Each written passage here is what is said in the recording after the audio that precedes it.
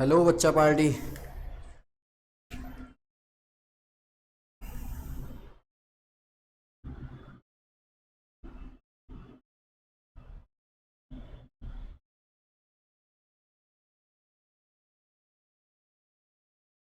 I think मैं live हो गया भाई।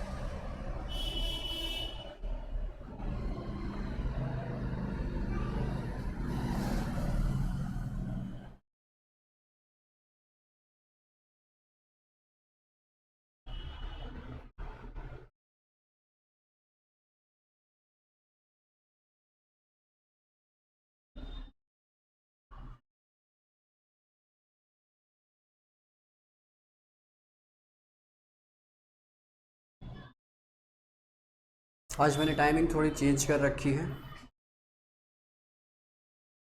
आज टाइमिंग जो थी वो थोड़ी सी चेंज करी गई बिकॉज टाइमिंग जो थी 1 बजे 1:30 बजे हो रही थी और बच्चों का कुछ का टाइम मैच नहीं कर पा रहा था लाइव क्लासेस में। दैट्स वाई हम लोगों ने टाइम ही पलट के रख दिया है ना।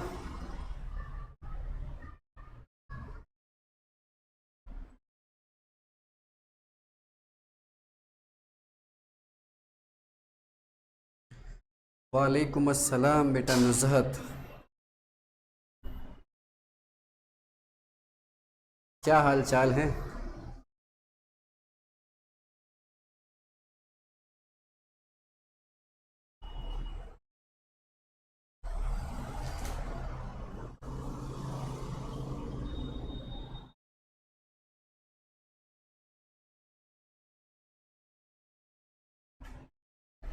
हाँ जल्दी स्टार्ट करते हैं, बहुत सारे बच्चे जो भी आने वाले हैं वो सब आ जाएं ताकि हम लोग जल्दी स्टार्ट कर पाएँ भाई।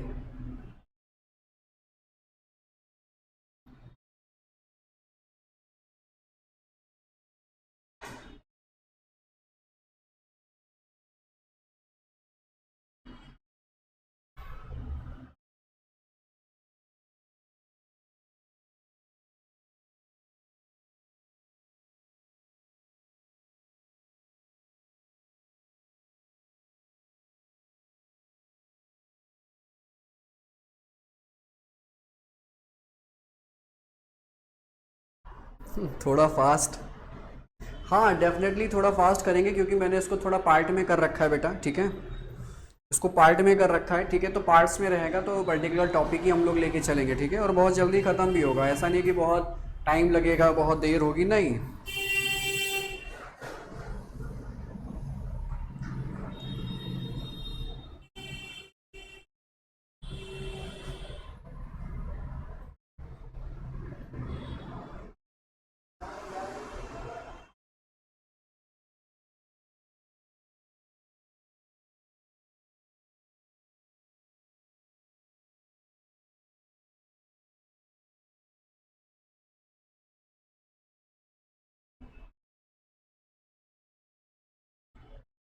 तो जो आता जा रहा है बेटा हाज़िरी लगाता जाए। जो हमारे दरबार में आता जा रहा है वो हाज़िरी लगाता जाए ताकि पता चलता रहे कौन कौन आ रहा है भाई।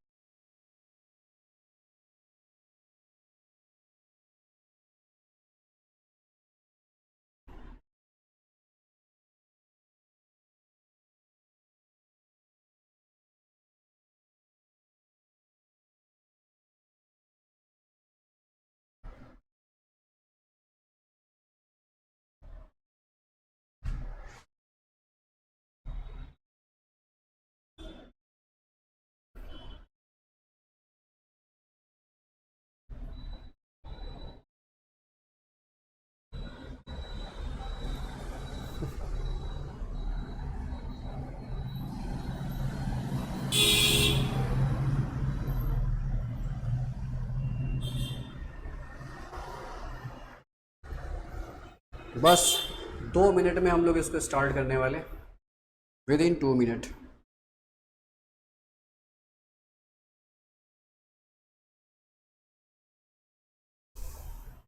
इलेबोरेट करते हुए चलेंगे, एक्सप्लेन करते हुए चलेंगे, कुछ भी ऐसा नहीं होगा जो छूटेगा।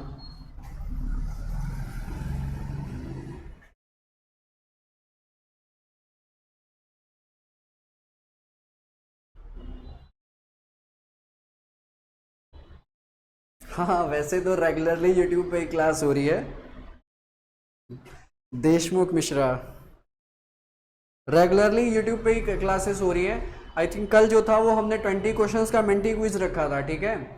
10 क्वेश्चंस का मेंटी क्विज था, वो भी लाइव था। तो आप चाहो तो क्वेश्चंस की प्रैक्टिस भी कर सकते हो, लाइव सेशंस वहाँ पर रहता है, ठीक है।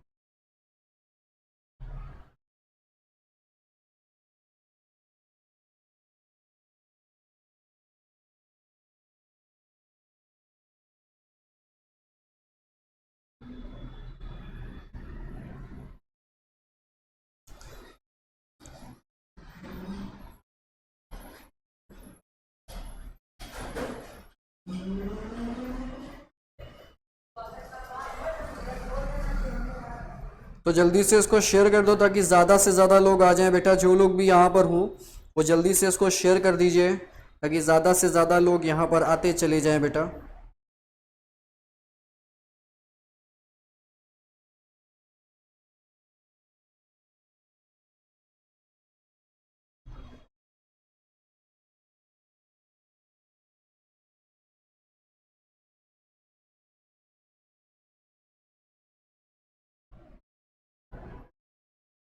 दीक्षा मिश्रा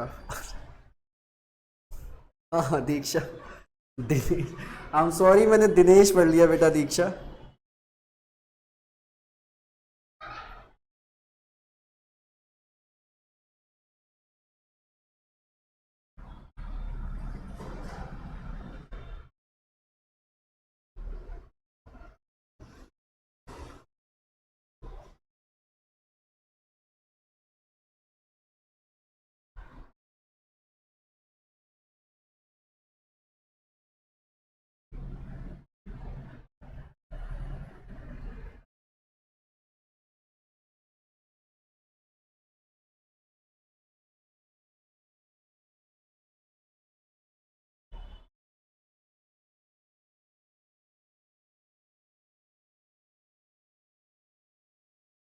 चलो भाई स्टार्ट करते हैं अब, ठीक है। चलो भाई हम लोग अपने टॉपिक के फ्लो पे आ जाते हैं। आ जाओ भाई साहब जल्दी से, ठीक है। तो आज का हमारा जो टॉपिक है it's reproduction in flowering plant, जैसा कि आप देख पा रहे हो, ठीक है। और हम लोग यहाँ पर जो बात करेंगे वो पार्ट्स में हो जाएंगे, क्लियर बात। तो पार्ट्स में होने से ये हो जाएगा ना कि बहुत ज़्यादा हैक्टिक, बहुत ज़्यादा बर्डन और बहुत ज़्यादा जो है ना मतलब टॉपिक एग्रेसिव नहीं फील होगा कि सारा का सारा एक ही दिन में ख़त्म करा दे रहे हैं, क्लियर बात। आ जाओ भाई, ठीक है।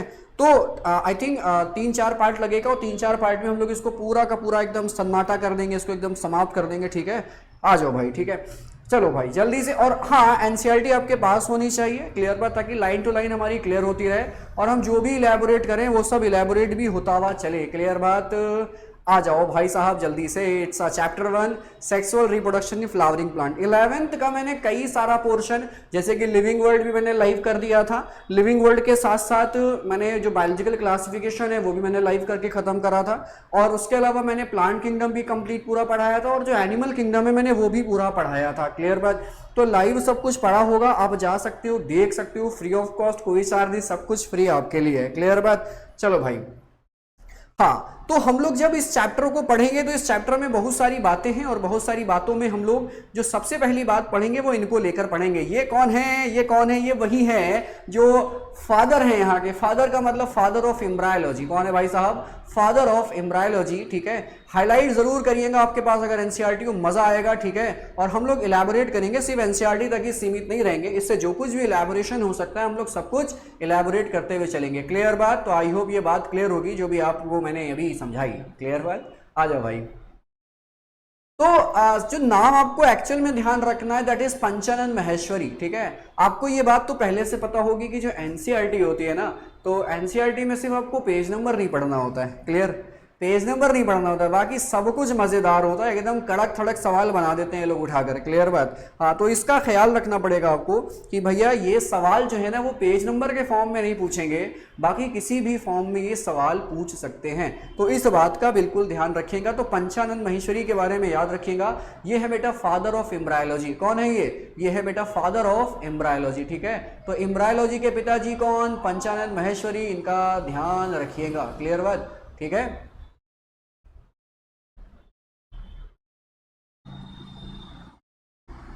एम्ब्रायोलॉजी के पिताजी हैं, तो पिताजी हैं तो सम्मान से इनका नाम लीजिएगा। क्लियर बात? हाँ, चलो भाई, मार्कर थोड़ा मोटा हुआ जा रहा है तो हम लोग थोड़ा सा आगे बढ़ जाते हैं, जल्दी से आ जाओ भाई। ठीक है, और बहुत सारी यहाँ पर बातें हैं कि 1904 में जयपुर में राजस्थान में पैदा हुए थे। क्लियर बात? और ये भैया बहुत ही डिस्टिंग्विश्ड बॉटनिस्ट हैं। ठीक है, सिर्फ वो सिर्फ इंडिया के नहीं, एवन एंटायर वर्ल्ड के। क्लियर बात? ना कि सिर्फ इंडिया की बात करेंगे भाई साहब, हम लोग किसकी बात कर लेंगे? एंटायर वर्ल्ड की बात कर लेंगे। अब क्या डिग्रियां पिग्रियां थी, बहुत ज्यादा डिग्री के चक्कर में नहीं जाएंगे क्योंकि हमको भी अपनी डिग्री लेनी है, ऐसा है कि नहीं है? तो हमें जितनी जरूरत थी हम लोगों ने उतनी पढ़ ली, उससे ज्यादा की हम लोग बात नहीं करेंगे। बाकी अगर आपकी पढ़ने की इच्छा हो रही है तो सन्नाटे में आपके पास किताब होगी, एनसीईआरटी खोलिएगा और इनकी कहानी पढ़ने बैठ जाइएगा। क्लियर? हाँ, चलो भाई, थोड़ा सा हम लोग थोड़ा नहीं बहुत ज्यादा आगे बढ़ने वाले। ठीक है, आ जाओ भाई यहाँ पर जल्दी से। ठीक है, अब हम लोग जब भी कभी भी बात करते हैं तो हम लोग कहते हैं कि भैया क्या प्लांट भी सेक्सुअल रिप्रोडक्शन करते हैं? अब जिन बच्चों ने ये चैप्टर पढ़ रखा होगा वो कहेंगे हाँ मुझे पता है, क्योंकि उन्हें मालूम था। ठीक है, लेकिन ये बताओ कि सबसे पहले किसने ये बताया कि प्लांट्स में भी सेक्सुअल रिप्रोडक्शन होता है? क्लियर बात? सेक्सुअल रिप्रोडक्शन एनिमल में होता है, ये तो बाहर से नजर आता है। क्लियर बात? जितने भी हायर एनिमल्स हैं सब बाहर से पता चल जाता है कि भाई साहब वहां पर क्या हो रहा है, सेक्सुअल रिप्रोडक्शन हो रहा है। लेकिन प्लांट्स में सेक्सुअल रिप्रोडक्शन होते हुए कोई देख तो नहीं पाएगा मेरे हिसाब से, है ना? क्योंकि पॉलिन्स इतने छोटे होते हैं और पॉलिन ट्यूब कब बनाएंगे और मेल गैमीट कब ले जाएंगे, कब फर्टिलाइजेशन हो जाएगा, कब जाइगोट, कब एम्ब्रायो बन जाएगा, हम कहेंगे अरे भैया हमने पेड़ लगाया था और वो फल दे रहा है और फल में बढ़िया बढ़िया बीज भी है और इसी बीज को हम बोते हैं तो हमें एक नया पौधा मिल जाता है। क्लियर बात? लेकिन हम ये फिनोमिनन को समझ ही नहीं पाते कि एक्चुअल में जो सेक्सुअल रिप्रोडक्शन प्लांट्स में हो रहा है ये कैसे हो रहा है। और प्लांट नहीं, हम लोग बात करेंगे फ्लावरिंग प्लांट। किसकी बात करेंगे? Flowering plant. मतलब हम लोग बात कर रहे हैं एंजियोस्पर्म्स की। किसकी बात कर रहे हैं? एंजियोस्पर्म्स की। और जिम्नोस्पर्म की चर्चा जो थी वो हम लोगों ने प्लांट किंगडम में कर ली थी। तो आपको अगर प्लांट किंगडम का लेक्चर देखना है तो लाइव हमने ऑलरेडी कर रखा था, आप पीछे जाकर देख सकते हो उसके, उसमें कोई भी दिक्कत कोई भी समस्या वाली बात नहीं है। जितने बच्चे भी जुड़ते जा रहे हैं बेटा हाजिरी लगाते जाइएगा क्योंकि मजा आने वाला है। इस 1 घंटे के लाइव सेशन में जोरदार मजा आएगा एकदम। एनसीईआरटी की एकदम हम लोग क्या करेंगे, पोल खोल देंगे पूरी तरह से। तो सबसे पहला एक नाम है आपको याद रखना पड़ेगा, इट इज रुडोल्फ कैमिरेरियस। क्या नाम है? रुडोल्फ कैमिरेरियस। ये वो बंदा था जिसने सबसे पहले इस बात को लोगों के सामने एक्सप्लेन करा कि प्लांट्स में भी सेक्सुअल रिप्रोडक्शन होता है। क्या मेरी बात समझ में आई? कौन था भाई? रुडोल्फ कैमिरेरियस। ठीक है, तन्वी जैन, हेलो हेलो बेटा, कैसे हो? ठीक ठाक सब? ठीक है, तो रुडोल्फ कैमिरेरियस ये वो पहला बंदा था जिसने सबसे पहले बताया कि पौधों में भी सेक्सुअल रिप्रोडक्शन होता है। अब किसी को बिलीव करना है करे, ना करना है ना करें, बट आज हमारे सामने सब कुछ खुला हुआ है बिकॉज आज हम लोग एक चैप्टर पढ़ा जिसका नाम है क्या? Reproduction in flowering plant. तो बिल्कुल आपको बिलीव हो जाएगा, अच्छा ये भी रिप्रोडक्शन करते हैं, क्योंकि रिप्रोडक्शन का मतलब एक्चुअल में अपने ही जैसों को दुनिया में लाना होता है। लेकिन जब कभी भी सेक्सुअल रिप्रोडक्शन की बात करते हैं तो बेटा इसमें हमेशा गैमीट का इन्वॉल्वमेंट होता है। क्या होता है? गैमीट का इन्वॉल्वमेंट होता है। मैं थोड़ी सी बात आपको यहां पर काटूंगा और थोड़ा सा आगे लेके चलूंगा, मेरे साथ बने रहिएगा। देखो भाई एक चीज हम लोग समझते हैं यहां पर, जल्दी से व्हाइट बोर्ड हम लोग ले लेते हैं। आ जाओ भैया, व्हाइट बोर्ड खुल जा सिम सिम। चल जा भाई, बस रहने दो, मुझे कोई सेटिंग नहीं चाहिए, ठीक है, सेटिंग है मेरे पास, ठीक है। देखो भाई इधर देखो, ठीक है, हम लोग जब कभी भी बात करेंगे बेटा, हम लोग जब कभी भी बात करेंगे सेक्सुअल रिप्रोडक्शन की, किसकी बात करेंगे, सेक्सुअल रिप्रोडक्शन की, ठीक है। तो सेक्सुअल रिप्रोडक्शन जब भी होगा तो आपको दो फिनोमिनन का हमेशा ध्यान रखना है, किसका, दो फिनोमिनन का हमेशा याद रखना है कि एक बेटा होता है क्या, फर्टिलाइजेशन, क्या होता है, एक होता है क्या, फर्टिलाइजेशन, एक होता है क्या, फर्टिलाइजेशन, और एक होता है मियोसिस, क्लियर बात, एक होता है मियोसिस, ठीक है। ये दो फिनोमिनन नेसेसरी हैं जब कभी भी सेक्सुअल रिप्रोडक्शन होगा, तो ये दो इंपॉर्टेंट फिनोमिनन होंगे, क्लियर बात। अब अच्छा, फर्टिलाइजेशन का एक और कोई नाम होता है क्या, फर्टिलाइजेशन का क्या एक और कोई नाम होता है, जिसको बताओ जल्दी से बताओ भाई, फर्टिलाइजेशन का क्या कोई और भी नाम होता है क्या, हम लोग फर्टिलाइजेशन को किसी और नाम से भी जानते हैं भाई। आप लोगों के अगर अंगूठे में दर्द ना हो रहा हो तो कमेंट सेक्शन में टाइप कर दीजिएगा कि अगर आप लोग फर्टिलाइजेशन को किसी और नाम से जानते हैं तो आप बता सकते हैं जल्दी से कि भैया फर्टिलाइजेशन का दूसरा नाम क्या होता है, बताओ जल्दी से, नहीं तो मैं बता दूंगा, जल्दी बताओ जल्दी बताओ जल्दी बताओ, फर्टिलाइजेशन का दूसरा नाम क्या होता है, फर्टिलाइजेशन का दूसरा नाम कौन जानता है, आई थिंक कोई नहीं जानता, हाँ शायद मैं जानता हूँ, अगर मैं जानता होता तो मैं भी बता देता, है ना। आई थिंक मैं भी नहीं जानता, इसलिए बच्चों का वेट कर रहा हूँ, है ना, कहेंगे सर पढ़ के नहीं आए आज।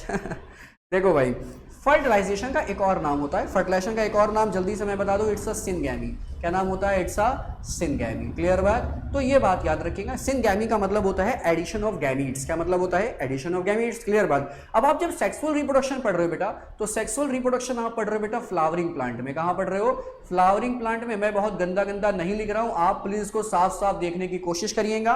तो जो फ्लावरिंग प्लांट्स होते हैं, फ्लावरिंग प्लांट की अगर आप बात करो बेटा पोलाइडी की, किसकी बात करो, पोलाइडी की, बताओ जल्दी फ्लावरिंग प्लांट की पोलाइडी कितनी होती है, कौन बताएगा, फ्लावरिंग प्लांट की पोलाइडी कितनी होती है, 2n 3n 4n 5n 6n कितनी होती है, जल्दी से बताओ। नॉर्मल पोलाइडी की मैंने बात करी है, नॉर्मल पोलाइडी फ्लावरिंग प्लांट की कितनी होती है, n 2n 3n 4n 5n 6n कितनी होती है, 6 ऑप्शन दे रहे तुम लोगों को, 6 ऑप्शन में से कोई एक ही ऑप्शन करेक्ट होगा, जल्दी बताओ फ्लावरिंग प्लांट की पोलाइडी कितनी होती है। ए भाई साहब कोई नहीं बताना चाह रहा, कह रहा नहीं बताएंगे, बताएंगे तो सर को पता चल जाएगा, है ना। अरे बता दो, मैं किसी को नहीं बताऊंगा, जल्दी बताओ भाई फ्लावरिंग प्लांट की पोलाइडी कितनी होती है। शेयर करते रहिएगा भाई साहब, शेयर करते रहिएगा। जिस किसी के पास भी नीट एस्पिरेंट्स का कांटेक्ट हो, जान पहचान हो, तो आप उसे ये लाइव स्ट्रीमिंग जल्दी से शेयर कर दीजिएगा, क्योंकि मजा आएगा 1 घंटे के इस लेक्चर में। जल्दी बताओ भाई।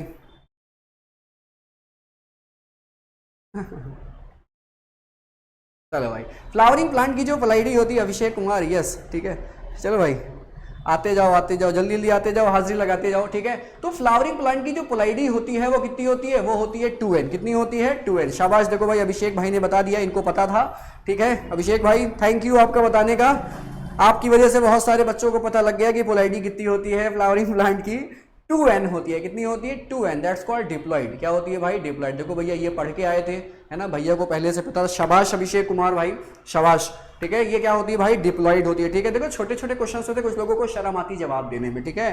तो भाई इसको शर्म आ रही है, प्लीज शर्म को थूक दो नाली में, ठीक है, और जवाब दो ढंग से भाई, क्लियर बात। तो फ्लावरिंग प्लांट की पोलाइडी कितनी होती है, डिप्लॉइड, ठीक है। अब अगर डिप्लॉइड पोलाइडी है, याद रखिएगा, अगर किसी प्लांट की या किसी भी ऑर्गेनिज्म की पोलाइडी कितनी है बेटा, डिप्लॉइड है।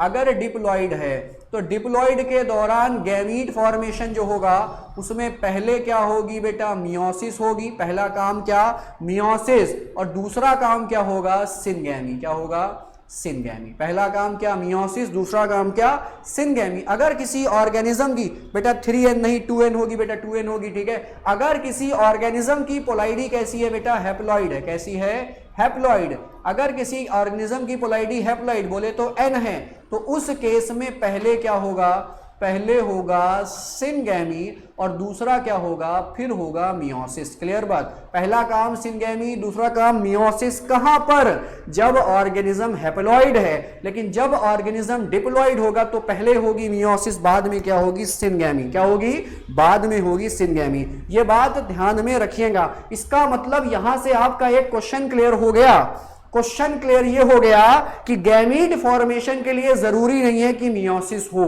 गैमीट फॉर्मेशन के लिए ये जरूरी नहीं है कि मियोसिस हो, इस बात का ख्याल रखिएगा। गैमीट फॉर्मेशन के लिए ये जरूरी नहीं है कि मियोसिस हो। मेरी बात समझ में आई कि नहीं आई, क्योंकि हैप्लॉइड ऑर्गेनिज्म में अगर गैमीट पहले फ्यूज करे होंगे, इसका मतलब गैमीट बने भी तो होंगे। तो ये बताओ गैमीट बनाने के लिए मियोसिस हुई है क्या? नहीं। तो गैमीट बनाने के लिए मियोसिस जरूरी नहीं। अगर हैप्लॉइड ऑर्गेनिज्म है तो भैया नॉर्मल तरीके से हो जाएगी, लेकिन अगर डिप्लॉइड ऑर्गेनिज्म है तो पहले मियोसिस करनी पड़ेगी। तो ये बेसिक बात तो कम से कम आपको पता होनी चाहिए, ठीक है। अच्छा, एक बेसिक बात पे हम लोग और आ जाते हैं कि आप लोगों ने माइक्रोस्पोरोफिल, मेगास्पोरोफिल, माइक्रोस्पोरेंजियम, मेगास्पोरेंजियम के बारे में पढ़ा होगा, ठीक है। अच्छा, आपको जब कभी भी टर्म मिले बेटा फिल, तो फिल का मतलब होता है कि इसका मतलब है लीफ। क्या मतलब है भाई? लीफ। कोई भी ऑर्गेनिज्म या किसी भी नाम के आगे अगर फिल लिखा मिल रहा है, जैसे पढ़ा होगा स्पोरोफिल, क्या लिखा होगा? स्पोरोफिल, मेगास्पोरोफिल, माइक्रोस्पोरोफिल, दुनिया भर की आपने लीफ पढ़ी होंगी।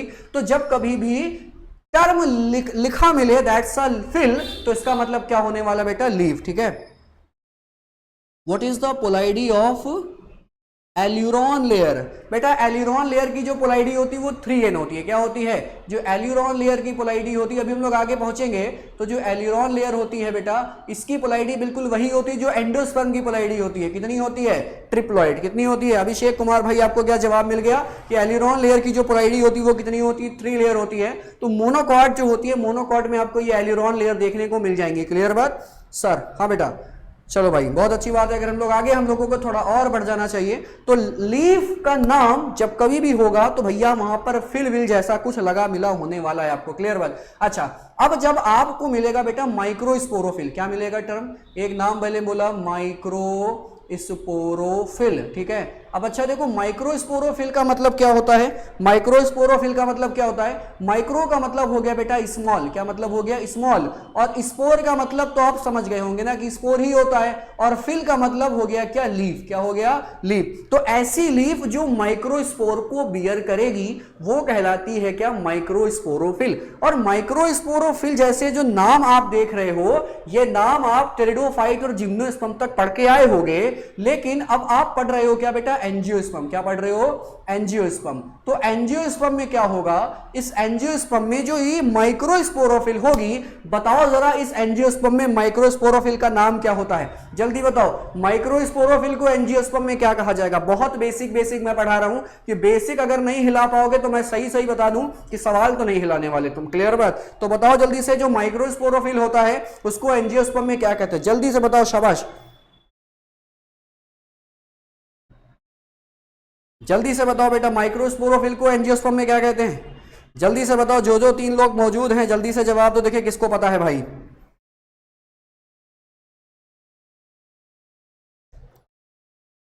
माइक्रोस्पोरोफिल को एंजियोस्पर्म में क्या कहा जाएगा? नहीं तो मैं बता दूंगा, जल्दी बताओ। ये तो मुझे पता है, मैं पढ़ के आया हूं आज।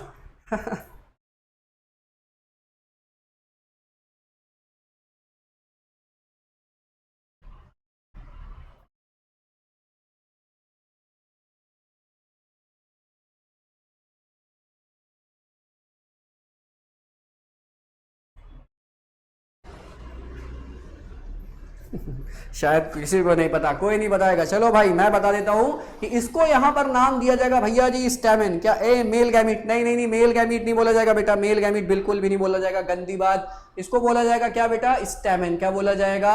स्टैमेन। तो ये चीज याद रखिएगा कि माइक्रोस्पोरोफिल को क्या बोलेंगे बेटा? स्टैमेन। क्या बोलेंगे? स्टैमेन। उसी तरह से आपने सुना होगा बेटा नाम, इट्स अ मेगास्पोरोफिल। नाम सुना है? सुना है? मेगास्पोरोफिल, ठीक है। अब देखो यहां पर जो नाम है, मेगा का मतलब क्या हो जाएगा? थोड़ा लार्ज। मेगा का मतलब क्या हो गया? लार्ज। स्पोरो का मतलब क्या हो गया? स्पोर। और फिल का मतलब क्या हो गया? लीफ। क्या मतलब हो गया?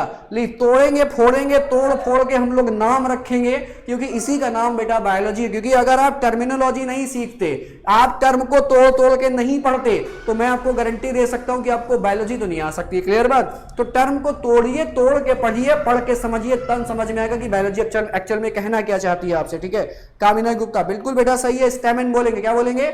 स्टैमेन। लेकिन मेगास्पोरोफिल ऐसी लीफ होगी जो मेगास्पोर को बियर करेगी। तो जल्दी से बताओ कि एंजियोस्पर्म में मेगास्पोरोफिल का नाम क्या होता? जल्दी से बताओ, जल्दी से बताओ बेटा, मेगास्पोरोफिल का नाम क्या होता है एंजियोस्पर्म में? जल्दी से बताओ, मेगास्पोरोफिल। एंथर एंड फिलामेंट, हाँ बेटा जो स्टेमेन होता है, स्टेमेन दो चीजों से मिलके बना होगा, एंथर और फिलामेंट। किससे मिलके बना होगा? एंथर और फिलामेंट से मिलके बना होगा, ठीक है। हाँ लार्ज स्पोर लीव, हाँ ऐसी लीव जो कि मेगा स्पोर्स को बियर करेगी। हाँ हमने तो नाम तोड़ के बताया, बट एक्चुअल में आपको नाम बताना है। ओवरी और दीक्षा मिश्रा, ओवरी या मेगा स्पोरोफिल? नहीं नहीं नहीं, बिल्कुल गलत, ओवरी नाम नहीं होगा। जल्दी से सोचो क्या हो सकता है सही नाम। ओवरी तो नहीं होने वाला, ओवरी नहीं होने वाला ना ना ना। ओवरी एक स्ट्रक्चर है, उस पार्ट का एक छोटा सा स्ट्रक्चर ओवरी है। मेगा स्पोरोफिल का मतलब बिल्कुल भी ओवरी नहीं होता बेटा। कार्पेल, ये भाई अभिषेक कुमार बिल्कुल सही जवाब, इन्होंने भैया बोला कार्पेल। क्या बोला? कार्पेल, बिल्कुल सही जवाब भाई साहब अभिषेक, वेरी गुड।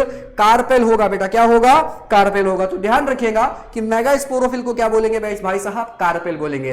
देखो तुमने ठीक ठाक नाम सीख लिए है ना, ठीक ठाक तुमने नाम सीख लिए है ना, कि माइक्रोस्पोरोफिल क्या होती है, मेगास्पोरोफिल क्या होती है। माइक्रोस्पोरोफिल को एंजियोस्पर्म में स्टेमेन कहते हैं, मेगास्पोरोफिल को एंजियोस्पर्म में क्या कहते हैं बेटा? कार्पेल कहते हैं। क्या कहते हैं? कार्पेल कहते हैं, ठीक है। चलो भाई बहुत अच्छी बात है, इतना आप लोगों को अगर क्लियर है तो मेरे हिसाब से कोई प्रॉब्लम नहीं होने वाली है। इसी तरह से बने रहिएगा, जल्दी से हम लोग थोड़ा सा आगे खिसक जाते हैं। क्लियर बात? तो ये टर्म्स की बात थी, तो मैं थोड़े थोड़े टर्म क्लियर कर रहा था, ठीक है। इसको समेट देते हैं, हटा देते हैं, और हम लोग आ जाते हैं वापस से एनसीईआरटी के पास। कहां पर आ जाते हैं? एनसीईआरटी के पास, ठीक है। तो मैंने आपको बोला कि हाँ बेटा, हाँ बेटा मेगास्पोरोफिल कार्पेल ही बोला जाएगा। क्लियर, बिल्कुल सही है। मेगास्पोरोफिल को क्या बोला जाएगा? कार्पेल ही यहां पर बोला जाएगा। या आप क्या बोल सकते हो, या आप क्या बोल सकते हो, या आप इसे पिस्टिल बोल सकते हो। क्या बोल सकते हो बेटा? पिस्टिल भी बोल सकते हैं। क्या बोल सकते हैं? कार्पेल को एक नाम और दे सकते हैं। जल्दी से इसका नाम मैंने बोला बेटा क्या? पिस्टिल। क्या नाम दिया? पिस्टिल। अब इस पिस्टिल के 3 पार्ट होते हैं। कौन कौन सा होता है जल्दी से बताओ? स्टिग्मा होता है, उसके अलावा स्टाइल होता है, उसके अलावा क्या होता है बेटा? ओवरी होता है। क्या होता है? Stigma, style, ovary. बिल्कुल दीक्षा बेटा, बिल्कुल सही आपका जवाब था कि जो मेगास्पोरोफिल है कार्पेल ही होगा। बिल्कुल मेगास्पोरोफिल क्या होगा? कार्पेल ही होगा। या कार्पेल को हम लोग क्या बोल देते हैं बेटा? पिस्टिल बोल देते हैं। और अगर पिस्टिल की बात करेंगे तो भैया उसमें क्या होगा? स्टिग्मा होगा, स्टाइल होगा, और एकदम क्या होगा? ओवरी होने वाला है। गुड इवनिंग फरीद सर, कैसे हैं आप? कैसे हैं आप? कैसे हैं आप Farid sir? I am totally fine. आज इवनिंग क्लास हम लोग ले रहे हैं बच्चों के साथ। चले भाई, देखो भाई जल्दी से, तो किसी ने जवाब दे दिया क्या कि भैया कार्पेल ही क्या होगा? मेगास्पोरोफिल होगा। कार्पेल को ही आप क्या बोलते हो? पिस्टिल बोलते हो। हाँ कामिनी बेटा, फिलामेंट। हाँ, अब जो फिलामेंट स्टिग्मा स्टाइल ओवरी है, filament it's a part of stamen. किसका पार्ट होगा? स्टेमेन, है ना। यू नो स्टेमेन, अगर आपको मालूम है स्टेमेन क्या होता है, जरा देखो हम लोग बना के देखते हैं जरा स्टेमेन। इधर आ जाओ बेटा। तो जो स्टेमेन की बात करी, ठीक है, हम लोगों ने जो यहाँ पर स्टेमेन की बात करी, ध्यान दीजिएगा, हमने जो बात करी थी स्टेमेन की, तो हमने कहा स्टेमेन 2 पार्ट से मिलके बनेगा, एंथर से मिलके बनेगा और फिलामेंट से मिलके बनेगा। क्लियर बात? तो स्टेमेन जो होता है ये इस तरह का स्ट्रक्चर होता है। अगर आपने प्लांट्स देखे होंगे तो डेफिनेटली आपको मालूम होगा कि इस तरह से क्या होता है? स्टेमेन होता है। क्लियर बात? ये क्या होगा? स्टेमेन होगा। इस स्टेमेन में जो ये ऊपर वाला पार्ट होता है दैट्स अ एंथर, ये कहलाता है क्या बेटा? एंथर। और इसका जो निचला हिस्सा होता है दैट्स अ फिलामेंट, ये क्या होगा? ये होगा फिलामेंट। तो एंथर और फिलामेंट जब मिलता है तब बनाता है स्टेमेन। क्या बनाता है? स्टेमेन। क्लियर बात? Stamen is the male part of angiosperm. Abhishek Kumar बिल्कुल सही बात। तो स्टेमेन होता है, it is a male sex organ of angiosperm. Clear बात? हाँ भाई ने बिल्कुल सही जवाब दिया कि stamen is the male sex organ या male part of the angiosperm. भाई लग रहा है घर से पढ़ के आओ, बहुत बिंदास बातें आप कर रहे हो। हाँ बाइलोब्ड डाइथिकस, देखो बेटा कामनी बिल्कुल सही आप बता रहे हैं कि अभी हम लोग जब आगे पहुंचेंगे तो हम लोग पढ़ेंगे बाइलोब्ड होता है, डाइथिकस होता है, टेट्रास्पोरेंजिएट होता है। तो ये सारी बातें खचाखच पढ़ेंगे। देखो आप लोग कितना बढ़िया बढ़िया जवाब दे रहे हो यहाँ पर, है ना। चलो भाई इस लाइव को शेयर करते रहिएगा ताकि और बायोलॉजी वाले बच्चे जुड़ सके, ठीक है। इस लाइव को शेयर करते रहिएगा ताकि और बच्चे यहाँ पर जुड़ सके। क्लियर बात? आ जाओ थोड़ा सा और आगे हम लोग चलते हैं। तो भैया एंथर कैसा होगा? बाइलोब्ड होगा, डाइथिकस होगा, उसकी चर्चा हम लोग आगे करेंगे। बट यू नो कि फिलामेंट और एंथर मिलता है तभी क्या बनता है? तभी भाई साहब स्टेमेन मिलता है। क्लियर बात? हाँ बाइलोब्ड, डाइथिकस। चलो भाई आ जाओ एनसीईआरटी पे। तो रुडोल्फ कैमेरेरियस ने सबसे पहले ये बताया कि भैया सेक्सुअल रिप्रोडक्शन जो होता है वो फ्लावरिंग प्लांट में भी होता है। क्लियर बात। अब बहुत सारे फ्लावर्स आपने देखने को मिलते हैं कि बहुत सारे काम भी होते हैं, कलर से रिच होते हैं, अट्रैक्टेड होते हैं, परफ्यूम बनाते हैं, ये है प्रेमिका को देने के काम आ जाते हैं या प्रेमी को देने के काम आ जाते हैं ना। हाँ, तो ये बहुत सारे काम धाम होंगे, उसके जो काम धाम होंगे वो हम लोग काम धाम पढ़ते रहेंगे। बट हम लोग सीधा आने वाले हैं कहाँ पर? फ्लावर के ऊपर। कहाँ आने वाले हैं? फ्लावर के ऊपर। ठीक है, हम लोग सीधा कूदने वाले हैं कहाँ पर बेटा? फ्लावर के ऊपर। ठीक है, ये हमारा एक इंपॉर्टेंट पार्ट बनने वाला है और डिस्कशन जो हमारा चलता रहेगा वो इसी फ्लावर पे चलता रहेगा। क्लियर बात। जो हमारा डिस्कशन चलता रहेगा वो इसी फ्लावर पे चलता रहेगा, तो इस बात का ध्यान रखिएगा। क्लियर बात। तो फ्लावर का जो कल्चर होता है ताकि फ्लावरिंग प्लांट से हम ईल्ड कर सके उसी को बोलते हैं बेटा क्या? फ्लोरीकल्चर। क्या बोलते हैं? फ्लोरीकल्चर। एक टर्म मैंने खींच के मारा, दैट्स अ फ्लोरीकल्चर। क्या मैंने बोला? That's a floriculture. ठीक है, तो फ्लोरीकल्चर का मतलब क्या होता है? फ्लोरीकल्चर का मतलब क्या होता है कि भैया हम क्या करें, जो फ्लावर यील्डिंग प्लांट्स हैं उनका जो कल्चर होता है उसी को बोलते हैं क्या बेटा? पेडिसिल। क्या होता है? पेडिसिल वही होता है जो फ्लावर का स्टाल्क होता है। क्या होता है? फ्लावर का जो स्टाल्क होता है। आपने अगर किसी को फूल दिया होगा या किसी से फूल लिया होगा तो उस फूल का एक डंठल होगा, उस डंठल को आपने पकड़ा होगा, है ना। तो जो फ्लावर का स्टाल्क होता है उसी को बोलते हैं क्या? फ्लावर का जो डंठल होता है उसको बोलते हैं क्या बेटा? पेडिसिल। क्या बोलते हैं? पेडिसिल। ठीक है, तो फ्लोरीकल्चर मैंने बता दिया और आपने मुझसे पेडिसिल भी पूछ लिया, तो आपके एक साथ दो सवाल क्लियर होते चले जाते हैं। क्लियर बात। आ जाओ जल्दी से। तो एक फैसिनेटिंग ऑर्गन है क्या? एंजियोस्पर्म का। क्लियर बात। चलो बात, आ जाओ जल्दी से। थोड़ा सा हम लोग और आगे चलते हैं भाई, चर्चा को हम लोग आगे बढ़ाते हैं। ठीक है, ध्यान रखिएगा, बहुत इंपॉर्टेंट बातें हो रही है बेटा। ठीक है, थोड़ी थोड़ी करके बहुत ज्यादा बातें होती चली जाती हैं। ठीक है, आ जाओ बेटा जल्दी से, आ जाओ जल्दी से। सब देखो आते जा रहे हैं, आते जा रहे हैं। ठीक है, ये सब लोग आते जा रहे हैं, धड़ाधड़ धड़ाधड़ धड़ाधड़। ठीक है, चलो भाई।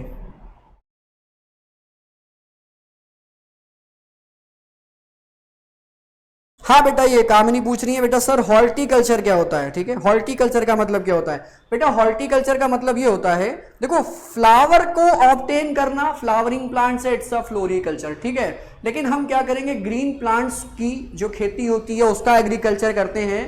फ्रूट पाने के लिए, सीड पाने के लिए, उसके लिए टर्म क्या इस्तेमाल करते हैं बेटा? हॉर्टिकल्चर। क्या कहलाते हैं? हॉर्टिकल्चर। हॉर्टिकल्चर एक्चुअल में एक कला है, एक आर्ट है गार्डनिंग करने की, है ना, गार्डनिंग करने की। हाँ, अभिषेक भाई कह रहे हैं horticulture is the art of growing plant. बिल्कुल सही है भाई, बिल्कुल बिल्कुल, देखो सही जवाब है भाई। ये बोल रहे हैं it is the art of growing plant, बिल्कुल।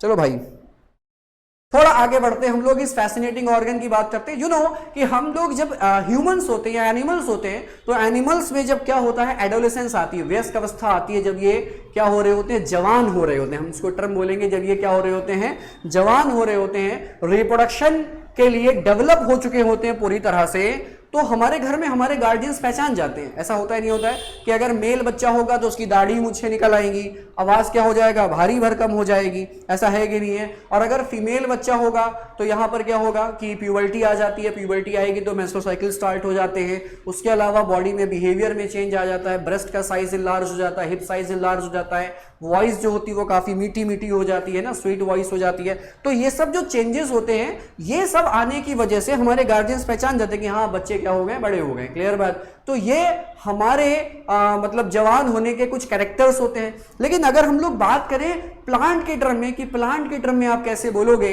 कि प्लांट्स अब रिप्रोडक्शन करने के लायक हो गया है, तो उसके लिए एक सीधी सी पहचान ये है कि हम बोलेंगे कि उसमें फ्लावरिंग शुरू हो जाए। क्या शुरू हो जाए? फ्लावरिंग। तो प्लांट्स में फ्लावरिंग का जो शुरू होना होता है, ये इस बात का इंडिकेशन है कि अब प्लांट जो है वो क्या कर सकता है, सेक्सुअल रिप्रोडक्शन परफॉर्म कर सकता है। क्या परफॉर्म कर सकता है? सेक्सुअल रिप्रोडक्शन परफॉर्म कर सकता है। क्लियर बात। ठीक है, बात अगर क्लियर है तो हम लोग थोड़ा सा आगे चलते हैं। कह रहे human being have had an intimate relationship with the flower since the time immemorial. मतलब पुराने जमाने से हमारा फूलों से बहुत ही पुराना नाता है ना, ये यही कहना चाह रहे हैं कि हमारी जो रिश्तेदारी है किसके साथ, फूलों से, वो बहुत पुरानी, न जाने कहां कहां काम आए हैं ये फूल, है ना। तो कह रहे हैं flowers are the object of aesthetic, ornamental, social, religious and the cultural value. तो इन सब जगहों पे भैया ये काम आते हैं। तो भैया एक एस्थेटिक वैल्यू होता है कि हम किसी का सम्मान करते हैं, ऑर्नामेंटल भी हो सकता है, सोशल भी हो सकता है, उसके अलावा रिलीजियस सिंबल भी हो सकता है कि आप कहीं पूजा करने जाते हो या कहीं पर भी जाते हो तो आप क्या करते हो, फ्लावर व्लावर लेके चले जाते हो, है ना। और इसके साथ साथ में क्या होती है बेटा, कुछ कल्चरल वैल्यू भी होती है। क्या होती है, कुछ कल्चरल, मतलब सामाजिक वैल्यू तो है, सोशल वैल्यू, साथ साथ में क्या है, कल्चरल वैल्यू। तो आपने देखोगे कहीं का चाल चलन है कि वही इसको क्या बोलते हैं, जो पीछे बांध दिया जाता है, ठीक है, उसको अब देखो फूलों की माला जो होती है, वो जो फूलों की माला, गजरा जिसे बोलते हैं, क्या बोलते हैं, गजरा बोलते हैं। तो गजरा वजरा है, सब देखो मार्केट में बिकता रहता है ना। तो भाई देखो जब आप ऐसा देखते हो कि करवा चौथ अरवा चौथ होता है तो फीमेल्स क्या करती हैं, सब ज्यादा खरीद लेती हैं, ऐसा होता है नहीं होता है।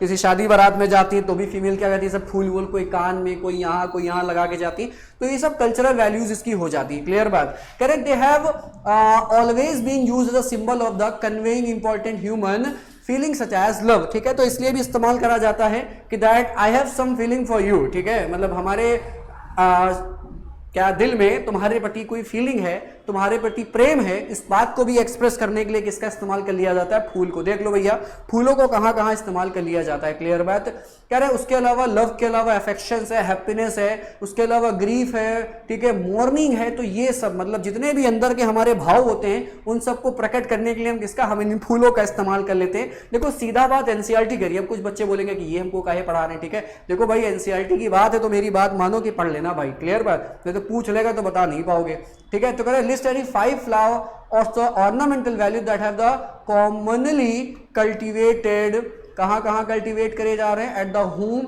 And in the garden. तो अगर आपको इन पांचों में से किसी 4 का भी नाम पता है तो जल्दी से बता देना। क्लियर बात, कह रहे find out the name of the 5 more flower that are used in the social and the cultural celebration. तो 5 वो भी इसने फूल पूछ लिए। अब देखो ये एक सवाल नहीं बन सकता क्या, तो ये एनसीईआरटी का सीधा सीधा क्वेश्चन है भाई, ठीक है।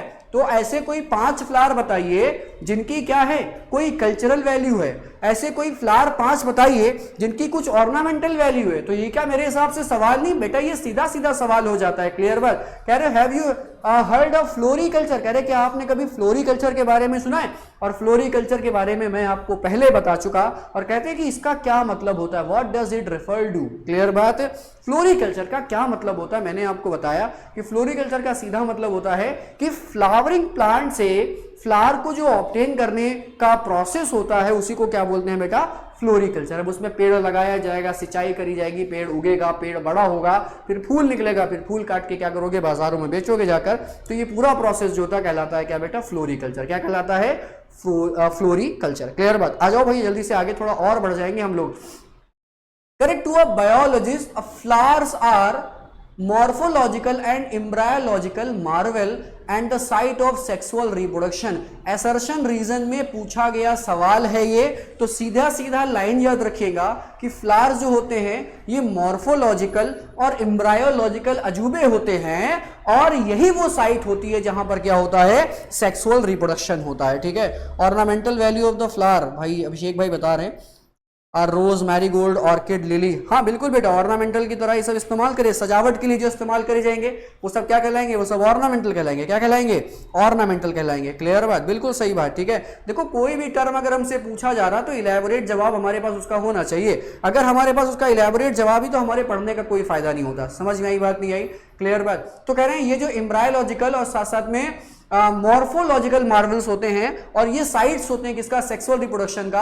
आपको बता दें एसर्शन रीजन का ये एक स्टेटमेंट है जो सीधा सीधा सवाल में पूछा गया, तो ये हाईलाइट होना चाहिए। क्लियर बात, करें in early classes you have read the various part of the flower. अब प्लांट के अगर हम लोग पार्ट की बात करेंगे तो आओ जल्दी से प्लांट के पार्ट की बात कर लें। और प्लांट के पार्ट की बात करेंगे लेकिन प्लांट में हार्मोन की हम लोग कोई बात नहीं करेंगे। क्लियर बात, उसके लिए हमारे पास एक अलग से चैप्टर पड़ा है, तो हम लोग जब वहां पहुंचेंगे तो बात करेंगे। क्लियर बात, देखो भाई अगर आप किसी फ्लावर की बात करो, अगर हम यूजली किसी फ्लावर की बात करें तो ये कहलाएगा बेटा क्या, फ्लोरल पार्ट्स। क्या कहलाएगा, फ्लोरल पार्ट्स। क्लियर बात, अब इन फ्लोरल पार्ट्स का ध्यान रखिएगा। ये जो फ्लोरल पार्ट्स की हम लोग बात कर रहे हैं जरा इनका ध्यान रखिएगा। अब होता क्या है, जो फ्लावर का स्टाल्क होता है उसे बोलते हैं बेटा क्या, पेडिसिल। क्या बोलते हैं, इट्स अ पेडिसिल। क्लियर बात, तो पेडिसिल का ख्याल रखिएगा।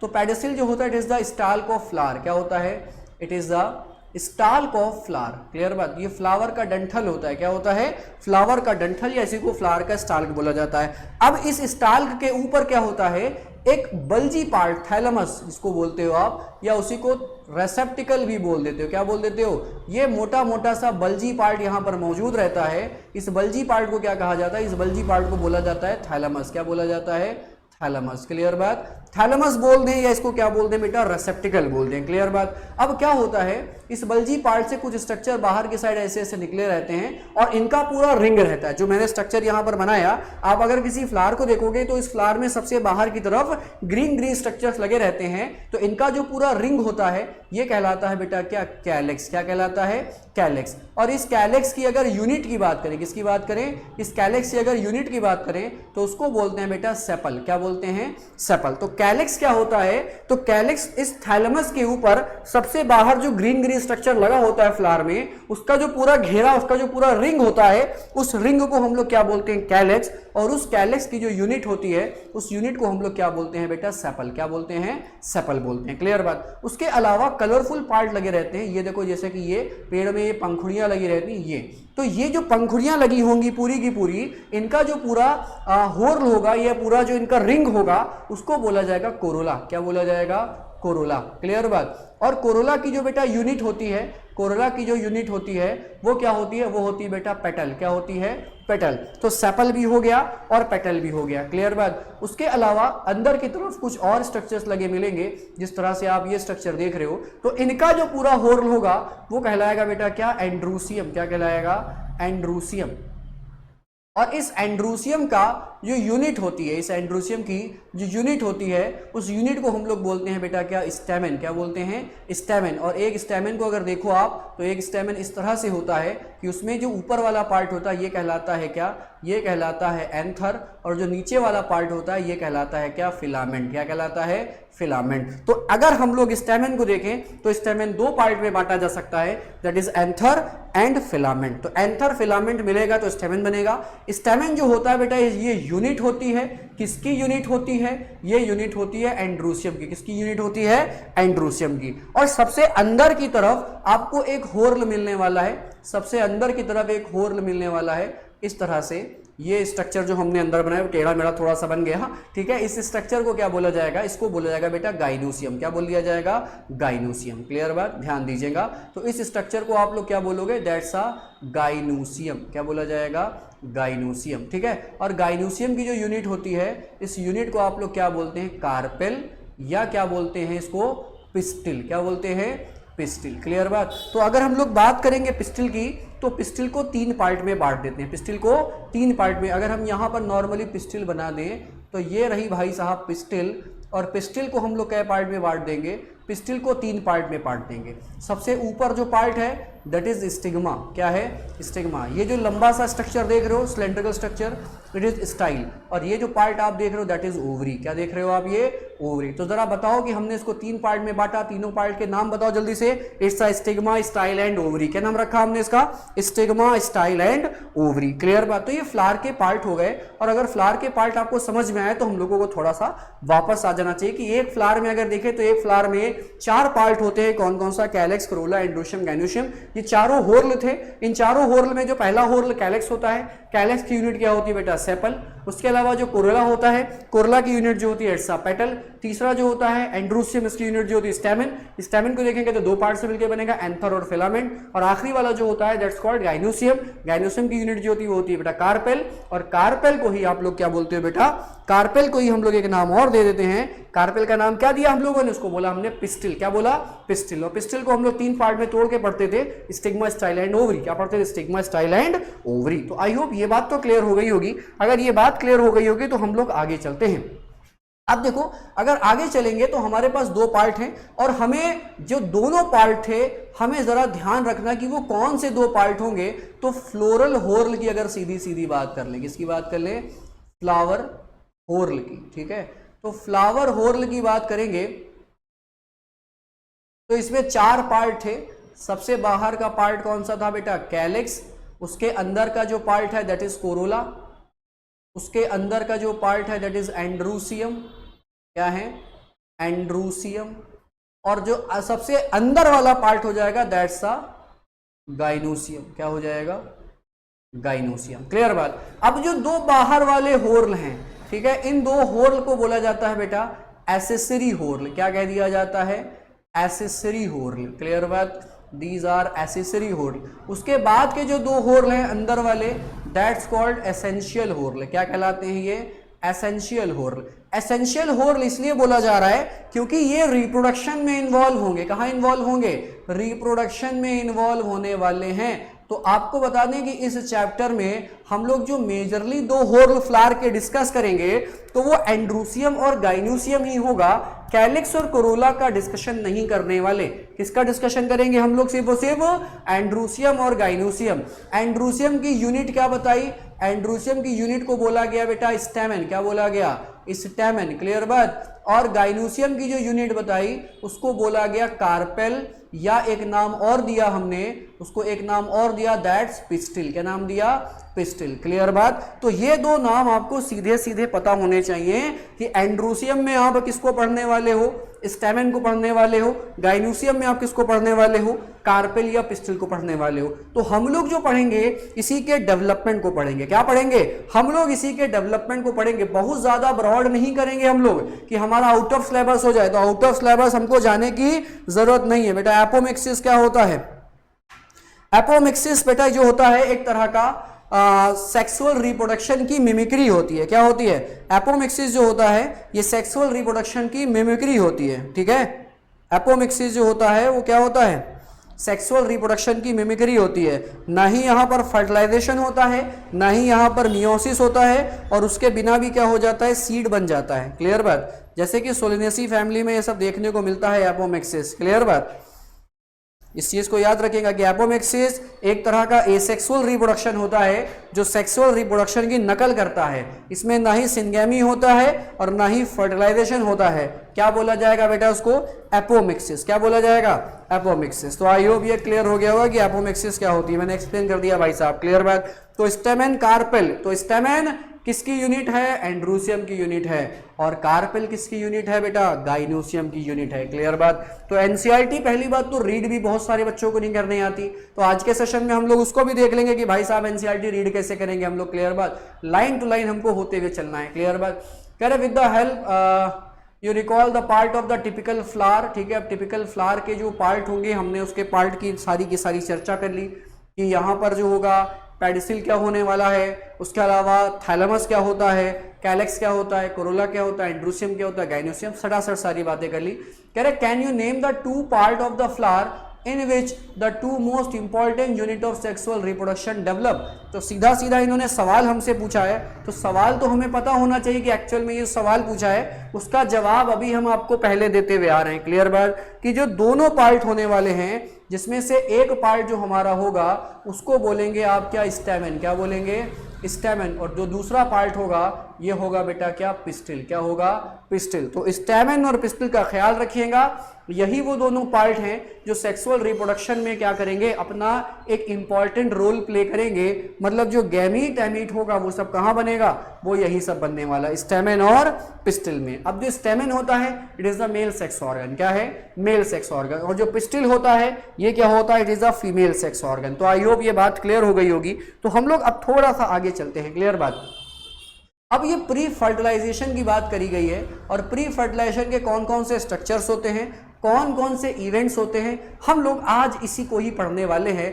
थोड़ा सा ध्यान दीजिएगा, बहुत ज़्यादा हम लोग आगे नहीं जाएंगे क्योंकि बहुत सारी बातें जो होंगी वो हम लोग पार्ट 2 में करने वाले हैं। तो जो जो पार्ट 2 में रहेगा वहां पर हम लोग ढंग से पढ़ेंगे भाई, एनसीईआरटी को और भी अच्छे तरीके से पढ़ेंगे। ऐसा नहीं कि आज अच्छे से नहीं पढ़ने वाले, आज भी हम लोग अच्छे से पढ़ने वाले। क्लियर बात। कह रहे much before the actual flower is seen on a plant the decision that the plant is going to flower has taken। ठीक है। अब जरा देखो कि आप जो सोच रहे हो कि जो फ्लावर एक्चुअल में हमको नजर आ रहा होता है ना, तो फ्लावर के नजर आने से पहले क्या होता है? ये सारे के सारे डिसीजन ले लिए जाते हैं कि भैया इस बर्ड को एक्चुअल में जो फ्लावर होता है ना, तो सॉरी फ्लावर छोड़ो, सीधा प्लांट से बात करते हैं। क्लियर बात। तो प्लांट्स में आप लोगों ने पढ़ा होगा एपिकल मेरिस्टेम के बारे में पढ़ा होगा, और आपने लेटरल मेरिस्टम के बारे में पढ़ा होगा, ऐसा है कि नहीं है? एपिकल मेरिस्टम के बारे में पढ़ा होगा और आपने लेटरल मेरिस्टम के बारे में भी पढ़ा होगा, ठीक है। अब ये जो मेरिस्टेमेटिक टिश्यूज होते हैं, इन्हीं मेरिस्टेमेटिक टिश्यूज में ये डिसीजन लिया जाता है कि ये बताओ कि जो बड बनाएंगे, जो ब्रांच बनाएंगे, ठीक है, तो ये ब्रांच जो होती है इसका डिसीजन भी यही मेरिस्टेमेटिक टिश्यू लेंगे कि एक्चुअल में जो हमारे पास मेरिस्टेमेटिक टिश्यू हैं, क्या भविष्य में इससे फ्लावर बनेगा, या भविष्य में इससे लीफ बनेगी, या भविष्य में इससे कोई नई ब्रांच बनेगी। तो ये डिसीजन पहले ही प्लांट ले लेता है। क्लियर बात? तो कह रहे हैं कुछ हार्मोनल और कुछ स्ट्रक्चरल चेंजेस जो होते हैं वो इनिशिएट करे जाते हैं, और साथ साथ में उन टिश्यूज का डिफरेंशिएशन होता है और फिर फर्दर डेवलपमेंट होता है फ्लोरल प्राइमोर्डियम का। फ्लोरल प्राइमोर्डियम यहाँ पे जो टर्म दिया गया, it's a term belongs to flower. Flower के जो इनिशिएटिंग टिश्यूज होते हैं या फ्लावर को बनाने के जो मेरिस्टेमेटिक टिश्यूज होते हैं उनको बोलते हैं फ्लोरल प्राइमोर्डियम। क्या बोलते हैं? फ्लोरल प्राइमोर्डियम। फ्लावर को बनाने वाले जो मेरिस्टेमेटिक टिश्यूज होते हैं उन्हीं को बोला जाता है बेटा क्या? फ्लोरल प्राइमोर्डियम। क्या बोल दिया जाता है? फ्लोरल प्राइमोर्डियम। क्लियर बात? करें inflorescence are formed which bears the floral buds and then the flowers. Clear बात? अब देखो प्लांट्स में जो फ्लावर्स निकलते हैं वो दो तरह से निकलते हैं, या तो वो इनफ्लोरेसेंस के फॉर्म में निकलेंगे। किसके फॉर्म में निकलेंगे? इनफ्लोरेसेंस के फॉर्म में निकलेंगे, या क्या निकलेंगे बेटा? सॉलिटरी निकलेंगे। कैसे निकलेंगे? सॉलिटरी। देखो सॉलिटरी का मतलब क्या होता है? Single flower. सॉलिटरी का मतलब क्या होता है? Single flower. लेकिन जब बात हो रही है इनफ्लोरेसेंस की तो यहां पर एक एक्सिस होती है और इस एक्सिस पे ढेर सारे फ्लावर्स लगे होते हैं। तो फ्लावर का जो डिसीजन होता है या फ्लावर को बनाने वाले टिश्यूज का जो डिसीजन होता है वो कुछ इस तरह से होता है, या तो वो क्या बनाएगा? इनफ्लोरेसेंस एक्सिस बनाएगा, और उस इनफ्लोरेसेंस एक्सिस पे क्या होंगे? ढेर सारे फ्लावर निकलेंगे जो कि आपको क्लस्टर के फॉर्म में नजर आ रहे होंगे। या तो डिसीजन वो जो मेरिस्टेमेटिक टिश्यूज या फ्लावर प्राइमोर्डियम का या फ्लोरल प्राइमोर्डियम का जो डिसीजन है, या तो ये हो सकता है कि इससे क्या बनाया जाए? सिंगल फ्लावर बनाया जाए। तो सिंगल फ्लावर बनाए या इनफ्लोरेसेंस बनाए, ये एक प्लांट का कैरेक्टर है जो कि प्लांट की सेल्स के अंदर मौजूद, न्यूक्लियस के अंदर मौजूद जीन डिसाइड कर रहा होगा। क्लियर बात? ऐसा नहीं होता है कि जो है ना कि वो प्लांट जहां पर इनफ्लोरेसेंस में निकलते हैं वहां पर कभी तुमको सिंगल फ्लावर मिल जाए, ऐसा नहीं होगा। या तुमको कभी ऐसा भी देखने को नहीं मिलेगा कि वो प्लांट जहां पर फ्लावर जो होता है वो सिंगल या सोलिटरी मिलता है, तुमको वहां पर इन्फ्लोरेसेंस देखने को मिल जाए, ऐसा देखने को नहीं मिलेगा। क्यों? क्योंकि इस बात की जो इंफॉर्मेशन है वो उस सेल के न्यूक्लियस के अंदर मौजूद जो जीन होगा वो डिसाइड कर रहा होगा, और वही डिसीजन जो होता है वो ये मेरिस्टेमेटिक टिश्यू ले रहे होते हैं, और उसी हिसाब से या तो वो सिंगल फ्लावर बनाते हैं या तो वो इन्फ्लोरेसेंस बनाते हैं। क्या ये मेरी बात समझ में आई कि नहीं आई? कह रहे जो फ्लावर में अगर देखा जाए तो मेल और साथ साथ में फीमेल रिप्रोडक्टिव स्ट्रक्चर्स पाए जाते हैं, जैसे कि एंड्रोसियम और गाइनोसियम जो होते हैं। एंड्रोसियम की बात करेंगे तो बेटा ये मेल रिप्रोडक्टिव स्ट्रक्चर होता है, जब गाइनोसियम की बात करते हैं तो ये फीमेल रिप्रोडक्टिव स्ट्रक्चर होता है। कह रहे डिफरेंशिएट एंड डेवलप। अब ये फ्लावर के अंदर कुछ स्ट्रक्चर्स होंगे, ये डिफरेंशिएट हो जाएंगे कुछ सेल्स, और अलग अलग फॉर्म में क्या हो जाएंगे? डेवलप हो जाएंगे। कुछ होल एंड्रोसियम बनाएंगे और कुछ क्या बना लेंगे? गाइनोसियम बना लेंगे। देखो सारा डिसीजन जो लिया जा रहा है ये सारा का सारा फ्लोरल प्राइमोर्डियम ले रहा है। कौन ले रहा है? फ्लोरल प्राइमोर्डियम ले रहा है। मतलब फ्लावर को बनाने वाला जो मेरिस्टेमेटिक टिश्यू है वही डिसीजन ले रहा है कि किस हिस्से को क्या बनाना है। ऐसा नहीं है कि एकदम ऐसा लिया, आटा लिया और रोटी लिया, सॉरी पानी लिया, नमक लिया, सब कुछ एक गूंद दिया देखा जाएगा, है ना। अगर ऐसा कर दिया जाएगा तो समस्या हो जाएगी। तो इसीलिए ये जो स्ट्रक्चर जो बनाया जा रहा है ये बहुत ही प्रिसाइज होगा, बिल्कुल इलैबोरेट होगा, डिफरेंशिएटेड होगा, ताकि आप समझ पाओ कि यहाँ पर सारे पार्ट्स का क्या काम है। क्लियर बात? अगर सारे पार्ट को एक ही बना दोगे तो वो लगेगा जैसे कि कोई गांठ हो, वो फ्लावर नहीं लगेगा। फ्लावर में आप देखते हो कि कैलेक्स अलग, कोरोला अलग, एंड्रोसियम अलग, गाइनोसियम अलग। गाइनोसियम में भी स्टिग्मा स्टाइल ओवरी आपको दिख रही है, एंड्रोसियम में भी आप जो स्टेमन देख रहे हो उसमें एंथर फिलामेंट नजर आ रहा है। फ्लावर में आप देख रहे हो कि सारे होल एक ही पार्ट से निकले। थैलेमस, थैलेमस के नीचे देख रहे हो डंठल जा रहा है, पेडिसिल, ये पेडिसिल फ्लावर की स्टेम, सॉरी प्लांट की स्टेम से जुड़ा हुआ है। तो ये सारे जो प्रिसाइज स्ट्रक्चर आप देख पा रहे हो, इन सबको बनवाने की जो वजह है ये फ्लोरल प्राइमोर्डियम के अंदर लिया गया डिसीजन होता है। अब ये डिसीजन कुछ मॉर्फोलॉजिकल चेंज, हार्मोनल चेंज, इन सब की वजह से होता है, और ये चेंजेस आने की वजह एक्चुअल में उस प्लांट की जो सेल है उस सेल में पड़ा हुआ न्यूक्लियस और न्यूक्लियस के अंदर पड़ा हुआ जीन डिसीजन ले रहा है। क्या मेरी बात समझे? तो डिसीजन मेकर कौन है? जीन। तो जैसा जीन वैसी प्रोटीन, उसी हिसाब से मॉर्फोलॉजी होने वाली है। बात क्लियर हुई? अरे you would recollect that the androecium consist a whorl. तो एंड्रोसियम जो होता है ये एक पूरा का पूरा स्ट्रक्चर पूरा होर्ल कनेक्ट कर रहा होता है स्टैमेन का। किसका? स्टैमेन का। अब ये स्टैमेन जो होता है ये रिप्रेजेंट कर रहा होता है मेल रिप्रोडक्टिव ऑर्गन को, और जो गाइनोसियम होता है वो रिप्रेजेंट कर रहा होता है फीमेल रिप्रोडक्टिव ऑर्गन को। बात बहुत इंपॉर्टेंट है, ये बात ध्यान रखनी पड़ती है हमको। नहीं, हमें ये हमेशा ही ध्यान रखनी पड़ेगी, नहीं तो सवाल तो आप भूल जाइए। सवाल तो आपके लिए कब बवाल बन जाएगा आपको भी नहीं पता चलने वाला। क्लियर बात? आ जाओ जरा आगे थोड़ा सा और चलते हैं। कह रहे अब हम लोग बात करेंगे बेटा स्टेमेन की। किसकी बात करेंगे? स्टेमेन की। ठीक है, अब जो स्टेमेन होता है उस स्टेमेन के अंदर कुछ थैलियां होंगी। जैसे यहाँ टर्म आ गया इट्स अ माइक्रोस्पोरेंजियम, और एक टर्म आया हमारे पास पॉलन ग्रेन। क्लियर बात? तो पॉलन ग्रेन जो होता है इसको हम लोग आगे जाकर मेल गैमेटोफाइट बोलेंगे। क्या बोलेंगे? जो कि मैं अभी से आपको बता देता हूं। अब देखो यहाँ पर एक टर्म आया है बेटा माइक्रोस्पोरेंजियम। क्या टर्म आया है? माइक्रोस्पोरेंजियम। देखो माइक्रो का मतलब क्या होगा? छोटा। स्पोर का मतलब तो आप समझ गए, मतलब छोटा स्पोर। और एंजियम का मतलब जो होता है, एंजियम का मतलब होता है बेटा पाउच। क्या मतलब होता है? पाउच। ठीक है, तो छोटे स्पोर्स को रखने वाला पाउच जो होगा, या पॉलन ग्रेन को बनाने वाला या रखने वाला जो पाउच होगा, उस पाउच को बोला जाएगा क्या? माइक्रोस्पोरेंजियम। क्या बोला जाएगा? माइक्रोस्पोरेंजियम। क्लियर बात? और ये माइक्रोस्पोरेंजियम कहां पर लगा होगा? ये एंथर के अंदर होगा। जबकि एंथर किसका पार्ट होगा? ये एक स्टेमेन का पार्ट होगा। किसका पार्ट होगा? एक स्टेमेन का पार्ट।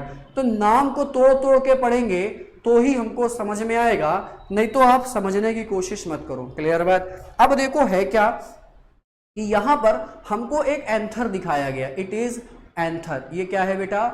ये है एंथर। ठीक है, अब इस एंथर को अगर आप देख रहे हो तो इस एंथर को कुछ ऐसे समझिएगा जैसे कि मेरे हाथ में ये 4 पेन है। मेरे हाथ में क्या है? ये 4 पेन है, और इन चारों पेनों को मैं ऐसे लगा दूं। इन चारों पेनों को मैं ऐसे लगा दूं। क्लियर बात? तो ये जो 4 पेन मेरे हाथ में है, ये जो 4 पेन आप देख पा रहे हो, देख लो गौर से देख लो, ये 4 पेन हमारे हाथ में। ठीक है, ये 4 पेन हमारे हाथ में। इन चारों पेनों को हम इस तरह से पकड़ लें, और इसमें से एक पार्ट, दूसरा पार्ट, तीसरा पार्ट, चारों पार्ट जो है ये एक एक पाउच की तरह काम कर रहे होंगे, और इन पाउच को ही बोलोगे क्या आप? माइक्रोस्पोरेंजियम। क्या बोलोगे? माइक्रोस्पोरेंजियम।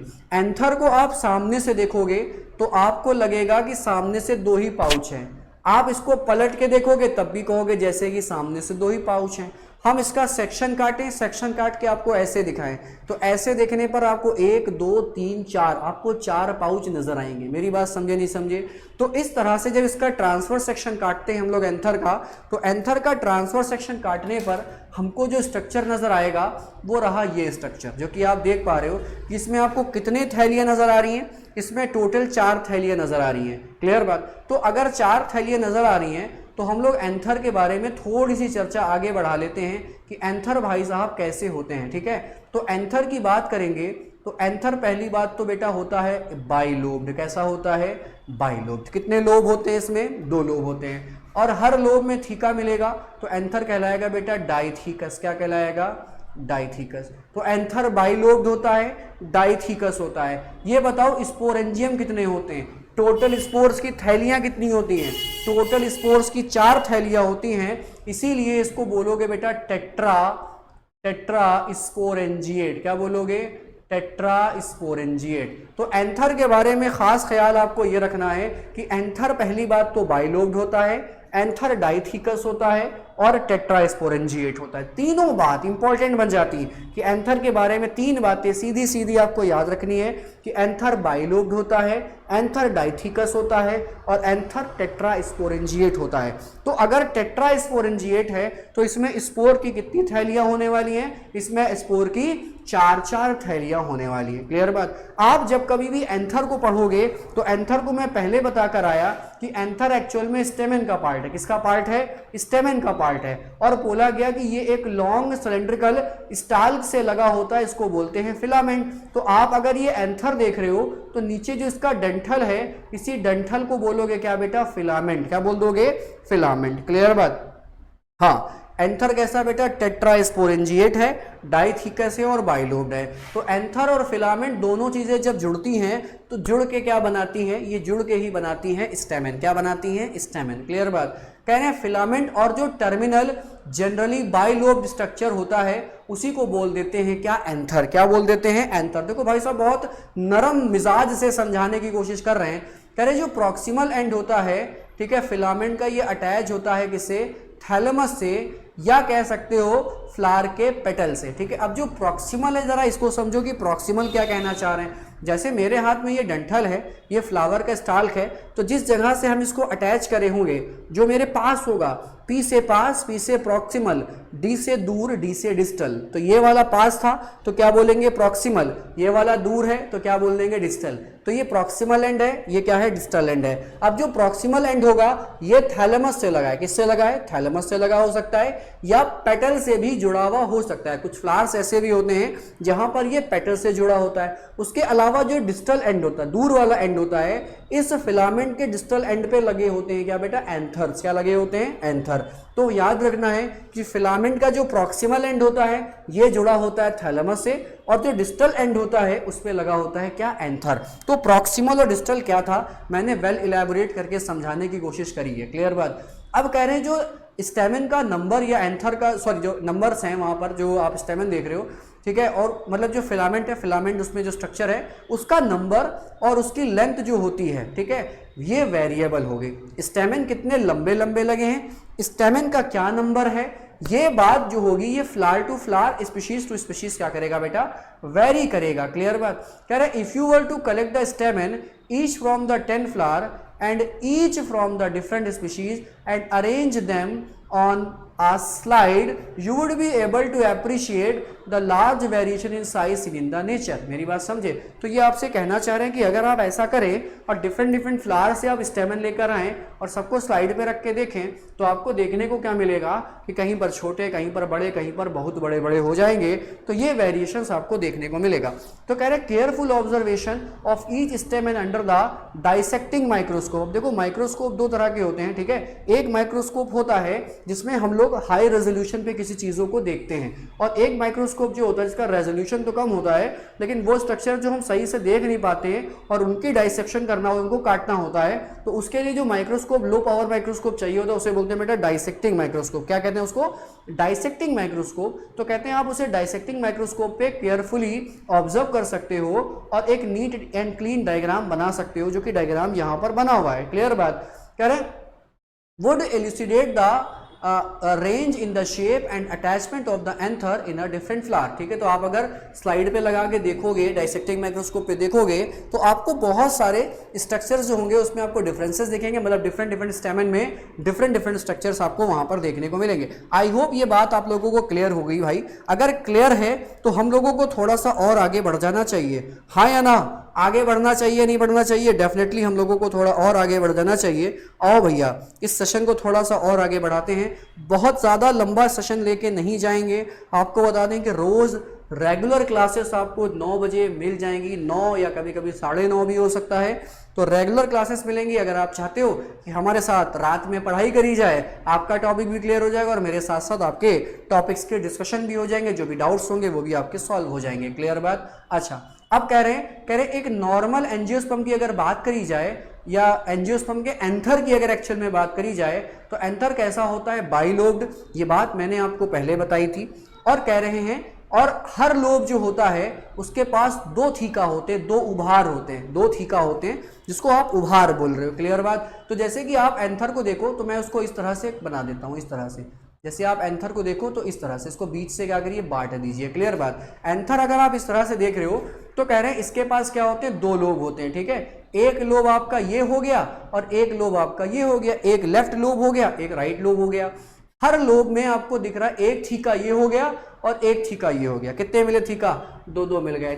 इसका मतलब एंथर कैसा होता है, बाइलोब्ड होता है। और कैसा होता है, डाइथीकस होता है। ये मैंने अभी आपको बात बताई। और उसके अलावा मैंने आपको बोला कि ये टेट्रास्पोरेंजिएट होता है। कैसा होता है, टेट्रास्पोरेंजिएट। 4 स्पोरेंजियम इसके पास पाए जाते हैं। क्लियर बात। कह रहे often a longitudinal groove run lengthwise separate the theca. अब क्या करेगा, जो ये लॉन्गिट्यूडनल ग्रुप बीच में जो खांचा होता है ये क्या करता है, ये थीका को, लॉन्गिट्यूडनल ग्रुप जो दिख रहा है ये क्या करेगा, ये थीका को डिवाइड कर देगा। क्लियर बात।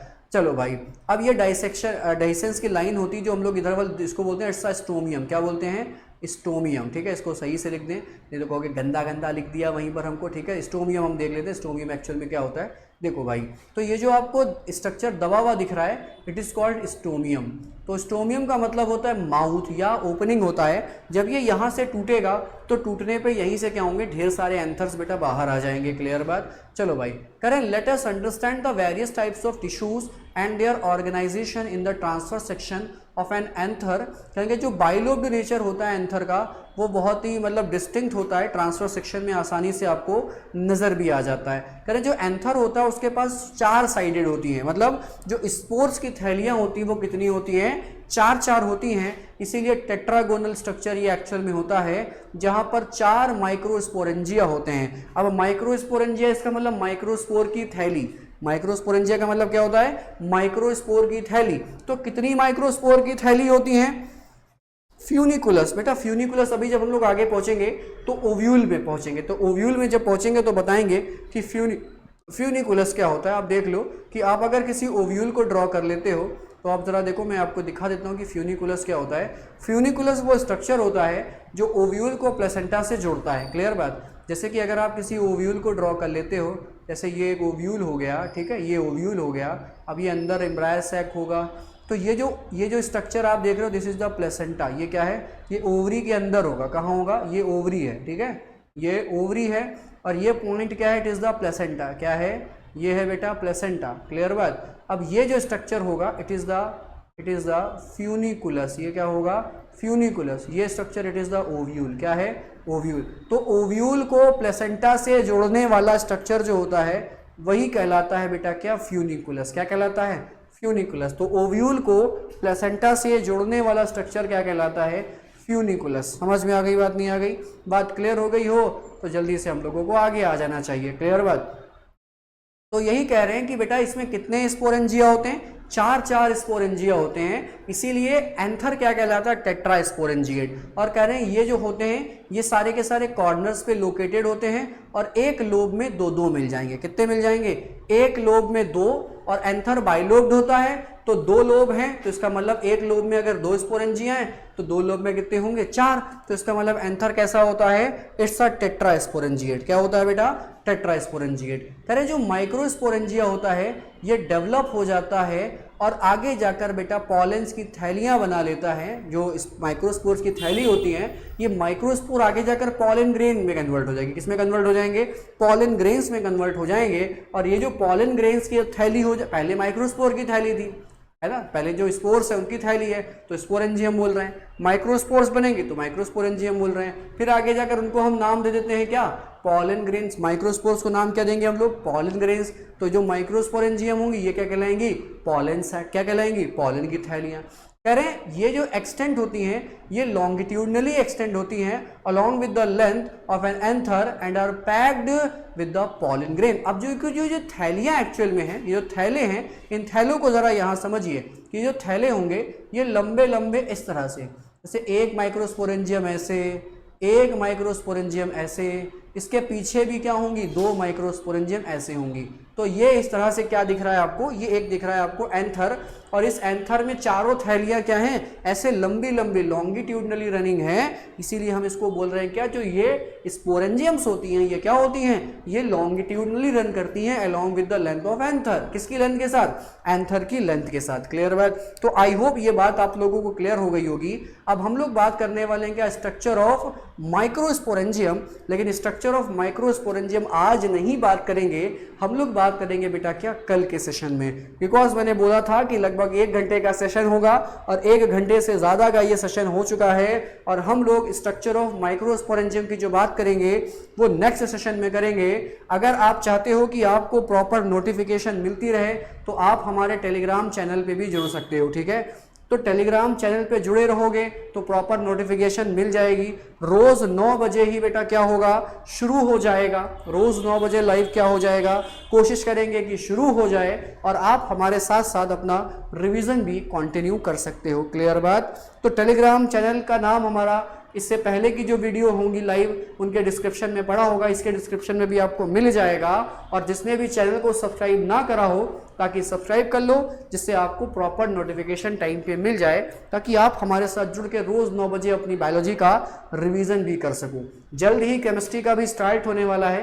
केमिस्ट्री का स्टार्ट होगा तो धमाके की आवाज़ आप तक भी पहुंचेगी। तो आई होप अभी हम लोगों को समेटना चाहिए, बंद करना चाहिए, और हम लोग मिलेंगे कहाँ पर आपसे कल के दिन 9 बजे, और इसी टॉपिक को आगे कंटिन्यू करेंगे जिसका नाम क्या था बेटा, structure of microsporangium. Structure of microsporangium पूरा वेल डेवलप करेंगे, ईच एंड एवरी टिश्यू की बात करेंगे। स्टेमन का जो फर्टाइल पार्ट होता है बेटा उसी को बोलते हैं एंथर। तो anther it is the fertile part of स्टेमन। जाते जाते भी आप लोग सवाल छोड़ नहीं रहे हो, ठीक है। हाँ, स्टेमन का जो फर्टाइल पार्ट होता है वो क्या होता है, वो होता है एंथर। क्लियर बात। तो नेक्स्ट वीडियो में मिलेंगे। Till then tata bye bye. और जिसने भी सब्सक्राइब ना करा हो जल्दी से बेटा सब्सक्राइब कर लीजिएगा, ताकि टाइम टू टाइम आपको नोटिफिकेशन मिलती रहा करे और रोज आप रात में 9 बजे हमारे साथ प्रैक्टिस कर सको अपने टॉपिक्स की। क्लियर बात। अभी 12th का पोर्शन स्टार्ट हुआ है और रिसेंटली क्या हो जाएगा 11th वाला भी जो पोर्शन बचा होगा हम लोग उसको भी डिस्कस करेंगे, और जल्द ही स्टार्ट होगा बेटा क्या, केमिस्ट्री का। क्लियर बात। Till then tata bye bye, good night to all of you.